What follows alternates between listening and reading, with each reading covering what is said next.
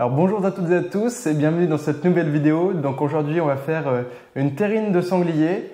Quelles sont les principales étapes tout d'abord? Alors les principales étapes, c'est déjà de prendre un morceau de viande et puis il faudra le hacher et incorporer sur ce morceau de gibier du lard, donc sous forme soit de chair à saucisse, voilà, qu'on peut acheter directement dans le commerce. Ou sinon, moi j'aime bien prendre de la poitrine de porc ou de la gorge que je vais hacher et ensuite mélanger à ma viande de gibier. Voilà, évidemment un petit peu d'herbe, donc du thym, du laurier pour aromatiser le tout, un peu de sel et de poivre et des œufs également pour apporter un petit peu de liant. Voilà, maintenant pour les ustensiles, donc on va utiliser simplement donc un couteau pour découper des petits morceaux. Ensuite des hachoirs, donc soit un hachoir électrique, soit un hachoir manuel. Ça peut tout à fait faire l'affaire. Évidemment un bocal pour stériliser votre pâté. Et donc quel morceau de viande de gibier du coup on choisit pour faire le pâté et donc quels sont les morceaux les plus appropriés? Alors, on peut faire de la terrine ou du pâté avec n'importe quel morceau de gibier. Alors, les seuls morceaux à exclure, je dirais que c'est le bas des cuisseaux ou des épaules avec les tendons qui sont un peu durs, un peu fermes et qui vont rester filandreux malgré le hachoir.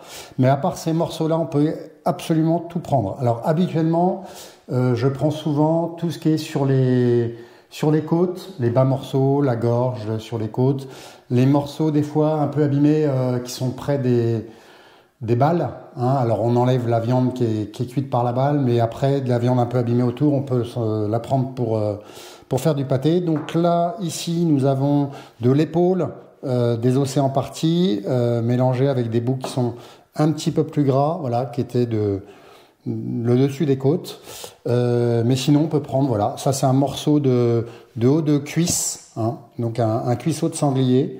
Alors bien sûr c'est plus maigre, mais vous allez voir qu'avec le lard qu'on va y associer, ce sera un bon mélange. Voilà. Voilà, donc là on le fait avec de la viande de sanglier, mais évidemment vous pouvez le faire avec du cerf, du chevreuil, tout ce que vous voulez, il n'y a pas de souci, c'est la même recette. Du lièvre, du lapin.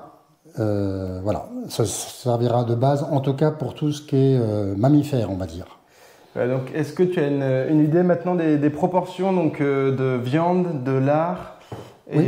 de salade de poivre? Ouais. Alors, pour les proportions, Clément, on prend pour 1,5 kg de gibier, il y aura 1 kg de lard ou chair à saucisse. Voilà, c'est vraiment la proportion. Et ensuite, on verra pour la salaison.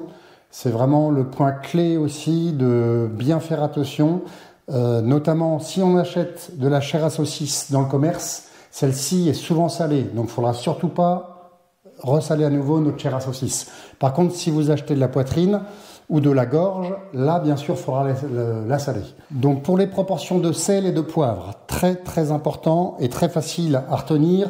Ce qui évite surtout de goûter la terrine quand elle est crue pour savoir si elle est assez salée ou pas. Donc, une petite astuce, hein, c'est très simple. Pour 1 kg de viande, donc 1 kg de gibier ou 1 kg de lard qui n'est pas salé à l'avance, c'est 1,5 cuillère à café de sel.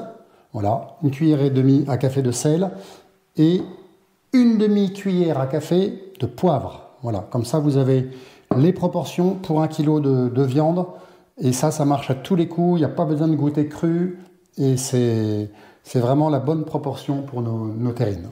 Donc là voilà, on découpe donc les morceaux de sanglier, donc ici on en avait déjà découpé à l'avance pour être un petit peu plus rapide, mais du coup voilà, vous les taillez aléatoirement, il n'y a pas de souci, il n'y a pas de taille à respecter, c'est juste pour que ça puisse passer après dans le hachoir et qu'on puisse donc avoir de la viande de gibier hachée.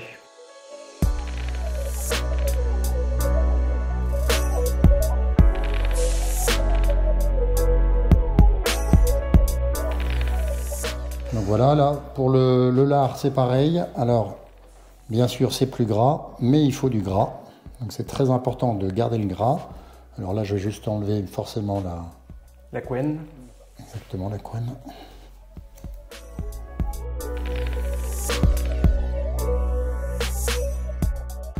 Donc là, on a découpé toute notre viande en petits morceaux. Du coup, on a fait des petits morceaux pour que ça rentre bien dans le hachoir. Et donc là, ensuite, on l'a pesé. Donc on a à peu près 2,1 kg, c'est ça? Donc il nous faut environ 1,3 kg de lard. Et donc maintenant, on va hacher notre viande. C'est parti.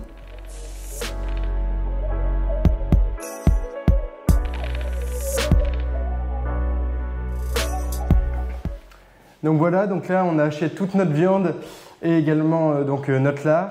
Et donc maintenant on va tout assembler et y ajouter également les œufs, le sel et le poivre. Voilà, donc là j'ai 2 kg de sanglier, donc on y va. 2 kg, 3 cuillères à café.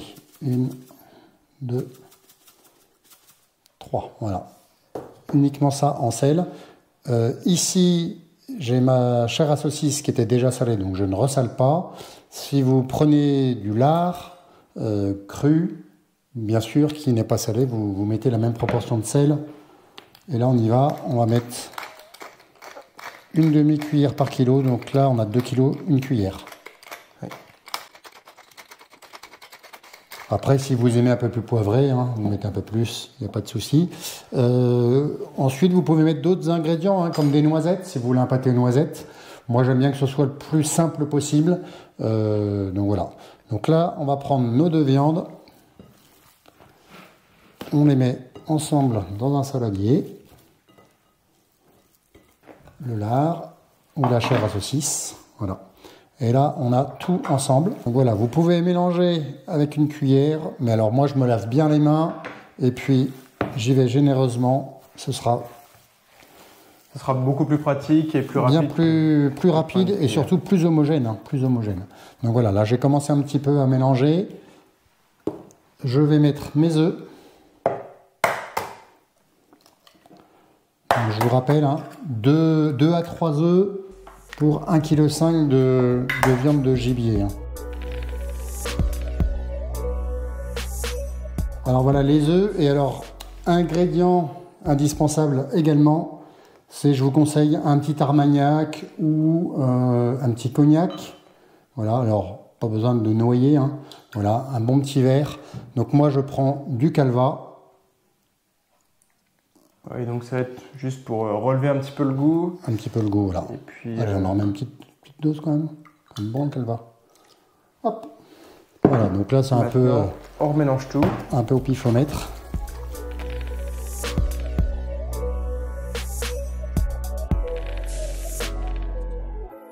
Donc voilà, maintenant on a mélangé donc tous les ingrédients. Et on va maintenant donc passer à la mise en pot pour ensuite le faire cuire. Donc on a 2 façons de pouvoir le mettre en pot pour le garder. Donc la première, c'est tout simplement d'utiliser donc un grand récipient comme ça. Une grosse terrine. Voilà. Et donc comme ça, on peut tout mettre dedans ou presque. Et puis ça permet, voilà, si on a un grand repas de famille ou un dîner de chasse, voilà, c'est plus pratique. Donc cette façon de faire, c'est cuisson au four pendant environ 1h15. Hein. Pour savoir si la terrine est cuite, au bout d'1 heure, 1h15, on pique au centre de la terrine avec un couteau. S'il y a du jus avec un peu de sang dedans qui remonte, c'est qu'il faut poursuivre la cuisson. Hein. En général, quand on pique, il peut y avoir du jus qui remonte, mais un jus plutôt clair et surtout pas rouge. Il ne faut plus qu'il y ait de sang. Voilà. Voilà, et donc la deuxième façon, c'est de mettre en bocal pour la stérilisation du coup. Ouais, alors c'est ce que je fais beaucoup parce que je trouve ça très pratique. D'abord, ça fait des plus petites quantités et voilà, on arrive chez des copains, ça permet de faire un petit cadeau sympa. Voilà, puis ça se garde vraiment bien de manière stérilisée. Ce qu'il faut faire attention par contre, c'est surtout de ne pas dépasser du coup vous allez voir sur les bocaux, si vous connaissez, il y a un petit repère à ne pas dépasser. Du coup, si on le dépasse, ça peut ruiner votre terrine et faire rentrer du jus ou alors qu'il y ait un petit peu d'air qui se coince. C'est très important ça. On a un petit trait, c'est marqué niveau de remplissage. Hein. Surtout on ne dépasse pas. J'ai un copain récemment qui a voulu mettre sa terrine quasiment au ras.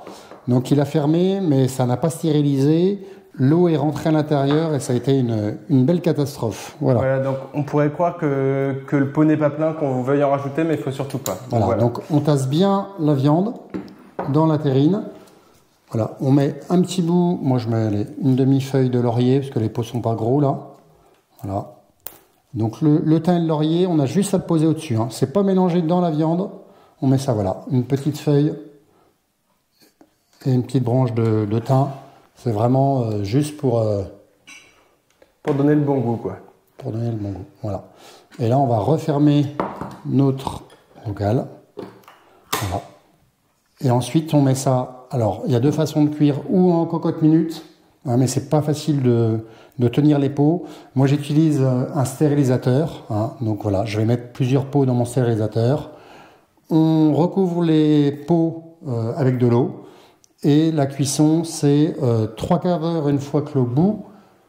Première cuisson.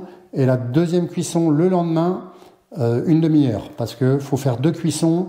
Car après la première cuisson, souvent, il y a des bactéries qui se développent dans le pot. Et pour tuer les bactéries, nous faisons une deuxième cuisson rapide. Hein, 20 minutes, une demi-heure, pas plus. Voilà, le lendemain souvent. Ouais, donc maintenant, nous, on va passer à la cuisson et on se retrouvera demain donc pour la deuxième cuisson pour vous expliquer un petit peu combien de temps on peut les garder et également voir un petit peu comment ça s'est transformé. Voilà, on vous dit à tout de suite pour la cuisson. À demain. On se retrouve donc après la deuxième stérilisation et donc on va pouvoir voir un petit peu le résultat après la cuisson. Hop, donc là, on sort nos pots de l'eau, on les essuie un petit peu. Hop. Et puis maintenant, on va pouvoir les ouvrir pour voir le résultat à l'intérieur, mais on peut voir déjà que de l'extérieur, l'apparence est plutôt satisfaisante. Mal, hein, pas mal, on a la petite pellicule de graisse au-dessus, là.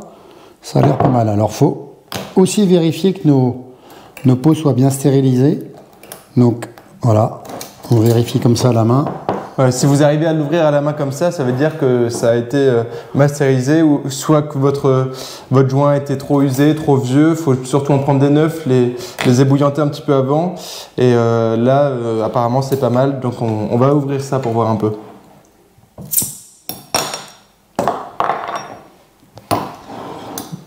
Donc voilà, là on a un résultat qui a l'air plutôt satisfaisant. Donc voilà, on peut voir que ça a été bien cuit, le laurier est bien resté en place. Et donc maintenant on va pouvoir goûter tout ça, mais ça m'a l'air pas trop mal. Allez, à toi Clément, à toi l'honneur. Allez, on va goûter ce petit bout de pâté à la tienne. Qu'on peut accompagner d'un petit confit d'oignon ou de courgettes à l'aigre doux. Donc là, je vous recommande un ferme Domaine du Scipion dans l'Oise. D'excellents produits, produits locaux bien sûr. On se régale toujours et ça accompagne super bien les gibiers notamment.